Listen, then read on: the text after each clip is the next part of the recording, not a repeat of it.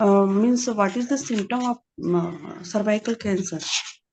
Okay, most of the time एक तो white discharge बोलते हैं, देन दूसरा ब्लीडिंग बोलते हैं। ये जैसे कि पीरियड का ब्लीडिंग नहीं, बीच बीच में ब्लीडिंग होना, नहीं तो फाउल स्मेल, बदबू आना, नहीं तो सेक्स के बाद ब्लीडिंग होना, पोस्ट कॉइटल ब्लीडिंग बोलते हैं।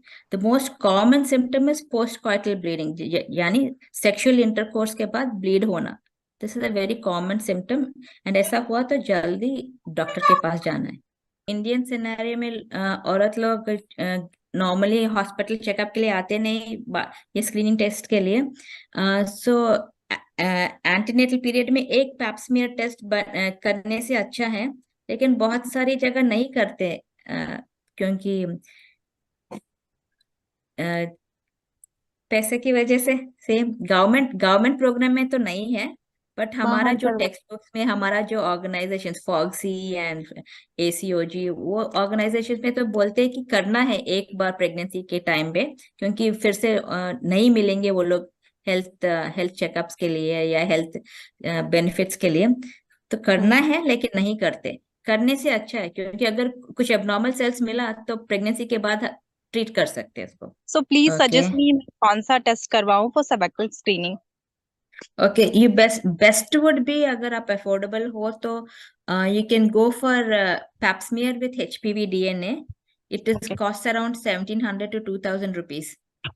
अगर नहीं अफोर्ड कर पाए तो ओनली पैप्समियर भी कर सकते हो, that is around 1000 or 1200 rupees, वो ओके। ठीक है। तो let's talk about screening. Normally शादी के बाद 3 साल के बाद, नहीं तो 30 इयर्स के बाद, एवरी ईयर गायनिक चेकअप करवाना बहुत जरूरी है। So every year gynaec checkup करना है। तो गायनिक चेकअप जाने के टाइम पे, जैसे भी यहाँ पे दिख रहे हैं, doctor will, gynaecologist can see your cervix. खाली आंख से देख के हम बोल सकते हैं कि ये हेल्दी है कि नहीं हेल्दी है। Most of the time, almost 70% 80% of the time हम देख के बोल सकते हैं ये सर्विक्स अच्छा है कि नहीं अच्छा है। तो उसके साथ आगे और टेस्ट करते हैं, ये बोलते हैं पैप्समियर्स।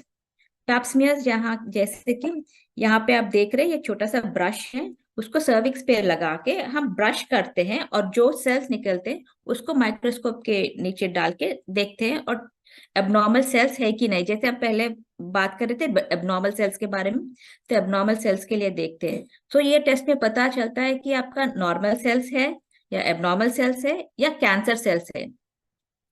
सो अगर आपका टेस्ट में आपका नॉर्मल सेल्स आया है, तो वील आस्क यू टू, 3 साल के बाद ask you to come back after 3 years, यानी 3 साल के बाद फिर से टेस्ट करना पड़ता है, ये Pap smear test.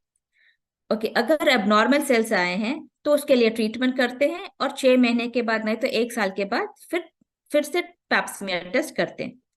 So this is a very common test that is hardly takes 1 or 2 minutes. One second, Chinoda. It hardly takes 1 or 2 minutes, और बिल्कुल दर्द भी नहीं होगा, टेस्ट के लिए घबराने की कोई जरूरी नहीं है। तो ये टेस्ट करने से अच्छा है, specially after 30 years, all married women and sexually active women. और ये दूसरा जो टेस्ट है, एचपीवी डीएनए बोलते हैं। ये एचपीवी डीएनए का जो टेस्ट है, उस टेस्ट को वायरस के लिए देखते हैं। जैसे कि हमने पहले बोला है ह्यूमन पैपिलोमा वायरस के बारे में, ये पैप्समियर के टाइम पे जो सेल्स कलेक्ट करते हैं, उसमें एचपीवी ह्यूमन पैपिलोमा वायरस का डीएनए के लिए देखते हैं, और वो भी हाई रिस्क डीएनए के लिए देखते हैं, क्योंकि high risk DNA causes cancer. ये और जाके ये कॉल्पोस्कोपी वगैरह, जो अगर अगर उसमें कुछ एबनॉर्मल सेल्स आए हुए हैं या कैंसर सेल्स आए हैं, तो कॉल्पोस्कोपी जाके आगे और टेस्ट करते हैं, दैट इज माई टेलीस्कोप के द्वारा देखते हैं। No, this is pap test. जैसे कि हम बोल रहे थे, एक छोटा सा ब्रश होगा, और उससे सेल्स निकाल के माइक्रोस्कोप के नीचे देखते हैं। Then when to screen and how who to screen, according to the world health organisation, the general population जो है उसको 30 इयर्स के बाद से स्क्रीनिंग शुरू करना है। एंड अगर हम एचपीवी वायरस के लिए देख रहे हैं, डीएनए के लिए देख रहे हैं, तो दोनों मिला के हम 5 to 10 इयर्स के बाद रिपीट कर सकते हैं। एवरी 5 इयर्स अच्छा है। अगर 5 इयर्स के बाद नहीं हुआ तो एटलीस्ट 10 इयर्स के बाद आप पैप्समियर फिर से रिपीट करना पड़ता है।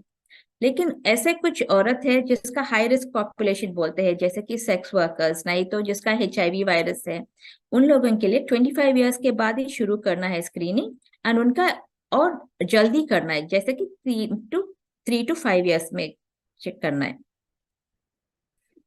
देन बहुत सारे लोग बोलते हैं कि हम मैडम हमने वैक्सीन ले लिया तो हम पैप्समियर टेस्ट, जैसे कि हम पहले बोल रहे थे स्क्रीनिंग टेस्ट के बारे में, स्क्रीनिंग टेस्ट करना जरूरी है क्या? तो वैक्सीन तो ले लिया, हमारा पूरा प्रोटेक्शन मिल जाएगा? ऐसा नहीं है, क्योंकि जो वैक्सीन जो मिलते हैं वो 4 वायरसेस नहीं तो 9 वायरसेस के अगेंस्ट है। तो इसीलिए बहुत सारे, नॉर्मली 70 वायरसेस है, स्ट्रेन्स है जो HPV वायरस का है। सो स्क्रीनिंग बिल्कुल नहीं बंद करने का, कभी कभी दूसरा और वायरस स्ट्रेन हो सकता है और जिससे आपको कैंसर हो सकता है, इसीलिए स्क्रीनिंग नहीं बंद करना है। 30 इयर्स के बाद सर्वाइकल कैंसर स्क्रीनिंग जरूर करना है। लेकिन वैक्सीन से तो प्रोटेक्शन 90% मिल जाते हैं, बाकी 10% के लिए स्क्रीनिंग करना पड़ता है।